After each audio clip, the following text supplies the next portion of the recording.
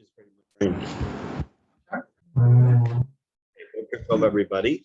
And Rhonda mentioned that today is 6 months since Avram passed away.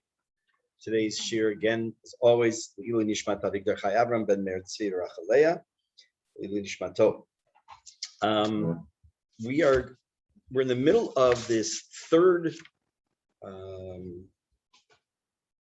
motivator. Talk about different motivators. What motivates people to do the right thing and not do averot? The first type of person we talked about was the one who wants to serve Hashem as best as possible, which is the cream of the crop. The second one is the other extreme, that they just don't want to be embarrassed in Olam Haba and have a lower level or lower station in Olam Haba relative to some of their peers here in this world. And the third part has to do with the motivator for the average person. We'll see later in the book that it's still a low-level motivator when we talk about sachar va'onesh, or reward and punishment. that most people don't do it because, look, they just don't want to face the consequences after 120 years. Obviously, a much better motivator is because you're doing it because Hashem said that's the rule. Those are the halachot, those are the dinim. The difference between doing something out of yirah, out of fear, or ahava, love, we can put into terms that we all can understand. I assume that either everyone here knows how to drive or has driven, so at least you know the basic rules of the road, and you know that you don't speed, right? And you don't go through a red light. But if a cop pulled you over for going through a red light, let me change that. Why don't you go through a red light? Why don't you speed?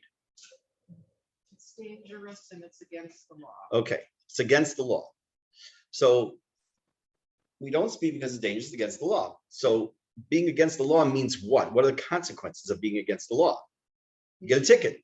In some cases, a lot of tickets and a fine, and maybe end up in jail, lose your license. So you're doing it out of yirat ha'onesh. You're afraid of the consequences, and therefore you don't do it. Imagine the person says to you, the reason I don't speed and I don't go through red lights, I love the one who wrote the laws, and I do it out of love for the writer of the law. It would sound ridiculous for human beings, but we're talking about Hashem. It's a totally different ballgame. I don't do it because I don't want to get punished after 20 years. I do it because Hashem said, here's my mitzvot, here's what you got to do, here's what you shouldn't do, and here's what I suggest you try to do. So that's why we do it. But right now we're dealing with the average person who said, Rov Am, which will not do averot because of the fact that they are, they have a fear of the onesh. Where we left off, and you can tell me what pages in your book, we're talking about the concept of chut ha'se'ara, which is in chapter 4. The paragraph we're going to begin with says Avraham. It's Avraham, there's a Yaakov paragraph. What page is it on? 24. Yeah, but the big book, but in the little ones? 25.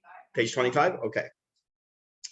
And we talked about the concept last week of Hashem judging tzadikim kechut ha'se'ara, by a hair's breadth. And I gave the mashal of two cars, a Lamborghini Countach worth about $120,000, and a Yugo with a full tank of gas about worth $10. And if you scratched each car, brand new, you scratch each car, one's going to get thousands and thousands of dollars of damage. The other's going to be about 50 cents. I'm using American terms right now. But why? It's just, a car is a car. It gets you from point A to point B. So we obviously know the difference between the quality of one car versus the lack of quality of the other car. I heard a comedian once say, why is the Yugo called the Yugo? Because it breaks down all the time and you're sitting there going, okay, you go there, and go around me, you go over here. I just want to do one thing here so I can pin the picture here just a minute. Okay. And we talked about, I gave one mashal. What does it mean? Was that? But I want to give another mashal. I thought about this morning, actually. Can you think of anything that is 4/1000th of an inch thick? Human hair. Correct. Human hair is 4/1000th of an inch thick. Now, if I took a hair off my head and I started to hit you in the head with it, would it do any damage? Nah. Would you feel it even? Nah. What if I took that hair and put it in your eye or your own eye? Now you're gonna be blinking, and it's still the same 4/1000th of an inch thick. Why? Because you put it into a more sensitive part of your body. It's very sensitive to the point where the eye is structured. Hashem built it in such a way that we have eyelashes and eyebrows and all to protect the eyes, that we blink for the reason of keeping the dust out of the eye. So when something gets in the eye that's even that tiny, it's going to bother you. It's going to hurt you in some cases. So when a person has a neshama, it's on such a high level that the little hair is like the hair in the eye, right? So that affects their neshama, and therefore that's also how Hashem judges that individual. On the other hand, when a person has the kind of a neshama where hitting with the hair is not going to be do much damage to them, and it doesn't have that sensitivity, the judgment will be different. We're going to deal with this a few times in this book, and then later in other books we may do. But right now, let's just take a look at some examples he gives us. What is he? He gives us 1, 2, I think 6. 1, 2, 3, 4, 5, 6. 6 examples of people in Tanakh of statements they made that were judged with harshness. Abraham. First one's Abraham. Well, Abraham, let me ask you a question before we do this. We're going to mention Abraham, Yaakov, Yosef, David, Michal, and Chizkiyahu. If you're not familiar with each one of those, I'll give you a little background on a couple of them. And we're going to talk about things they did wrong. We also know that in Parshat Behalotecha, we also see at the end of the parasha that I didn't understand. It's okay. Miriam, I didn't understand that either. It's quite all right. I feel right at home. What did you say? I didn't understand that. Miriam is punished for having spoken Lashon Hara about her brother.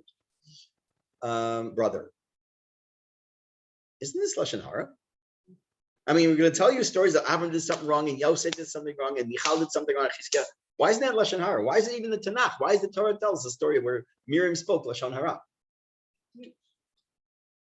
To teach. I would add just a little bit. It's more than just to teach. Yes, I want to add one key word. That's to'elet. To'elet means there's a benefit.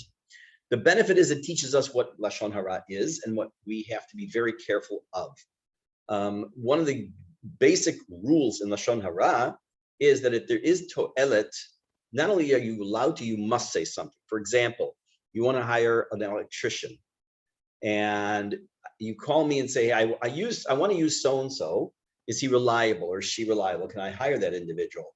Now, if you had a terrible experience, you're not allowed to say, oh my God, the person's the worst electrician on planet Earth. He stinks and his car is ugly and he leaves a mess. You can't exaggerate unless that happens to be the absolute bare bold truth. But you can't say, don't hire him. Trust me, I had a very bad experience. Nikuda. Not only can you have to. I had a situation very recently, actually not very recently, it was about 1.5 years ago, where someone had a terrible experience with the renter, and someone else was going to rent. That person was going to rent from another individual, and they said, "Can I warn them?" I said, "You not just can, you have to warn them because it's al tamod al dam reyach. You can't stand idly by on the blood of your friend," which also means that if they're going to be damaged, hurt some way, physically, emotionally, monetarily, you have the responsibility. So that's why the Torah, i.e. Hashem, enables us to hear these stories. It also teaches us an important lesson. Only Hashem is perfect. We're going to come across a pasuk today, which is said by Ashkenazim for sure, and partially by Sfaradim at Levaya. Atzur tamim pa'olo. We're going to see that Hashem is perfect, and everyone else is not. There's no such thing, right? Everyone sinned. Moshe Rabbeinu, Abraham. They're not gods, lowercase g. They are not. They're human beings with fallacies and foibles and other problems. Let's take a look at a couple of them. Abraham. Well, Abraham ahuv lekono. This is the Abraham who was beloved to his creator. Ad shakatuv amar alav Abraham ohavi, to the point where even the Torah, the Navi, Yeshayahu says, Abraham is referred to as Abraham, my beloved. Lo palat min hadin. He did not escape the judgment. Mitnei dvarim kalim shelo diktek bahem. From some very light words that he said, simple light words he said, by saying, Bama Eda. Hashem said to Avraham Avinu by Brit Ben Habatarim, coming up to it now, and Hashem said that your children are going to inherit this land, and he says to him, Bama Eda, how do I know? Now that was not, if you or I were to question God about like, oh, come on, really, there's going to be a Mashiach, that kind of stuff. Okay, we're human, we're normal, but this Avraham Avinu turns to Hashem when Hashem assures him about something. And he says, like, hey, how do I really know that's going to happen? I mean, that's pretty strong. So Hashem responds and says, Amar lo Kadosh Baruch Hu, Chayecha, I swear by your life, Yadoa Teda Ki Geri Yezaracha. You shall surely know, because your children will be slaves in a foreign land, and etc. We know they go into Mitzrayim. Parenthetically, I heard a wonderful limud zchut on Avraham Avinu for this, that it wasn't a statement of like, how am I supposed to know? But his full statement was, Bama eda ki irashena, meant not how do I know that I will inherit it, meaning the land, but rather how do I know I will be zochet, to be such a good person that I'll be able to be morish, that I will cause this land to go to the next generation. How do I know I'm not going to mess up? So that's one way of looking at it. In any case, Hashem judged him for something very, very, what we might consider minor. And he also made a covenant with Avimelech without Hashem's express intention, a statement to do so.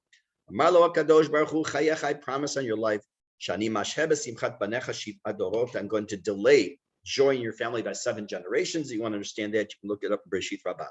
So we have Abraham, Yaakov.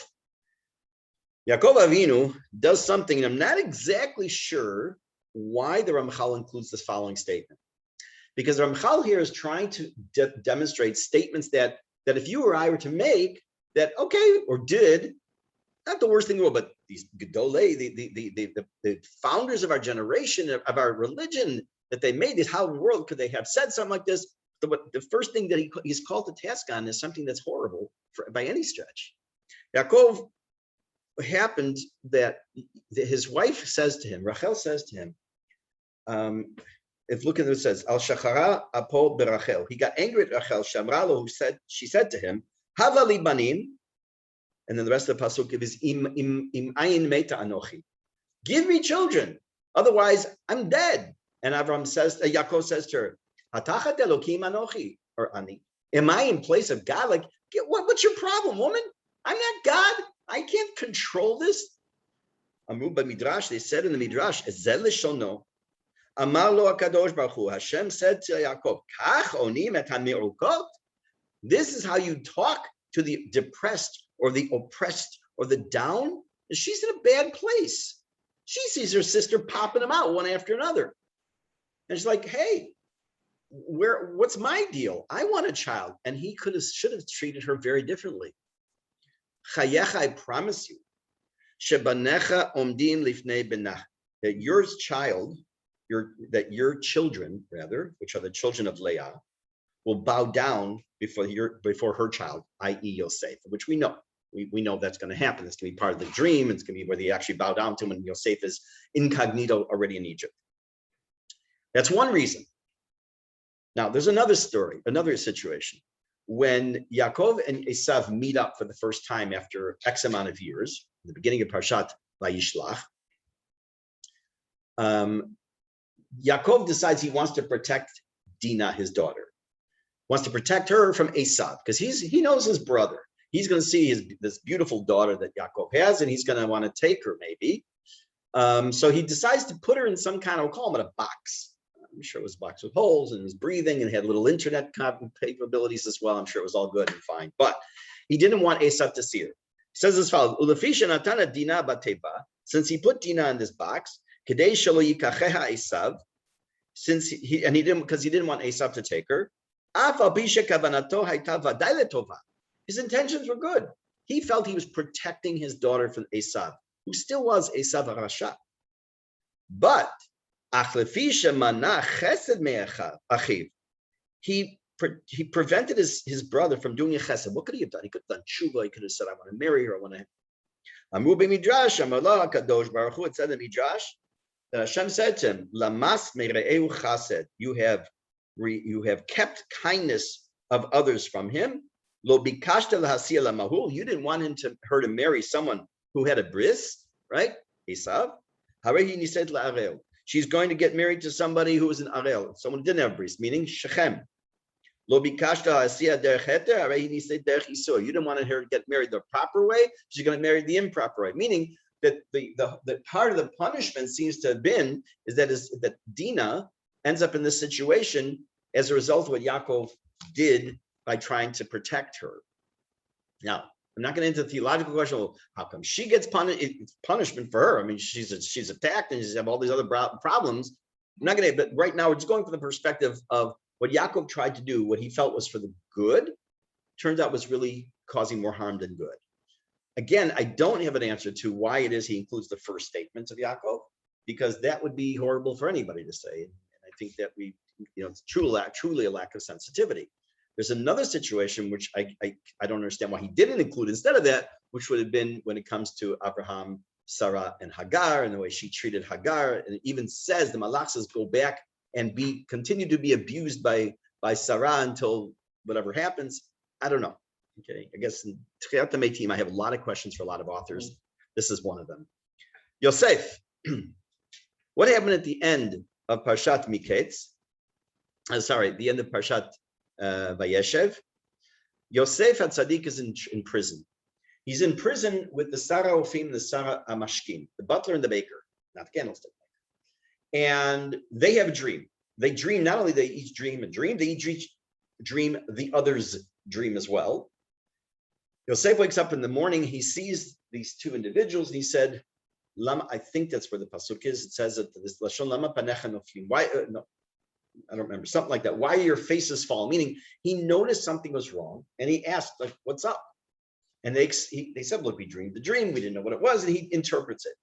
We all know that, of course, this makes its way back to Paro, and Paro pulls Yosef out of the prison, and he explains Paro's dream in Miketz. But what happened in the interim? They had these dreams, and it's 2 years. Vahi Miketz Shnatayim Shana. The beginning of the next pasuk says it was after 2 years. Ufaro Cholem, and then Paro had this dream. So Rashi tells us it says that the pasuk says at the end of Parshat Vayeshev, he says to the butler who's being released from prison, do me a favor. Kim zechartani itcha. Remember me. And when you get out, please talk to the king. Tell him I'm still in here. Could you let me out? Mm-hmm. Because he said that he was relying on a ben adam, on a human, and not turning to Hashem to get out, nitosfu lo shtei shanim.